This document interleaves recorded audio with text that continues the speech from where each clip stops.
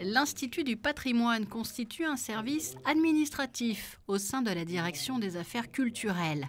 Le Conseil du patrimoine, qui lui vient d'être installé en ce mois de janvier 2019, fait donc tout naturellement suite à cette création et va poursuivre plusieurs missions, au premier rang desquelles la formulation de propositions concernant l'identification et la protection du patrimoine monégasque. Je crois que c'est un moment important en principauté.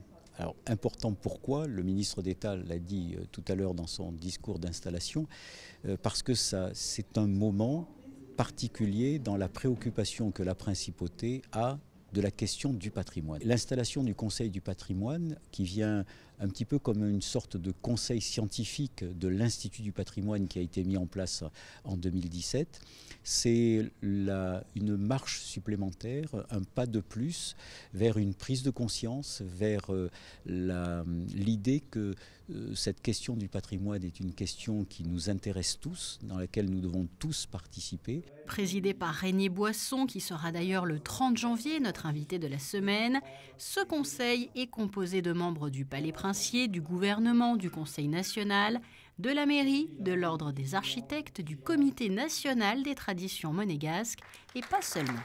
Le prince a également donc désigné des personnalités extérieures.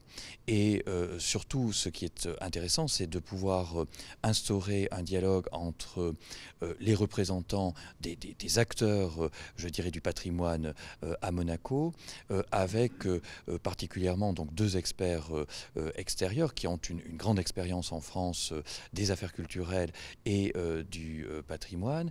Delphine Lacaze, qui est conservateur régional des monuments historique des Hauts-de-France, donc une grande région française avec un patrimoine important et varié. Puis Bernard Notary, qui a évidemment, et le patronyme Notary renvoie à son grand-père Louis Notary, qui a fourni les paroles de l'hymne national monégasque, donc une personnalité avec des racines monégasques évidemment fortes. Le patrimoine, vaste sujet donc, qui sera au cœur et à l'origine de plusieurs pistes de réflexion au sein de ce conseil.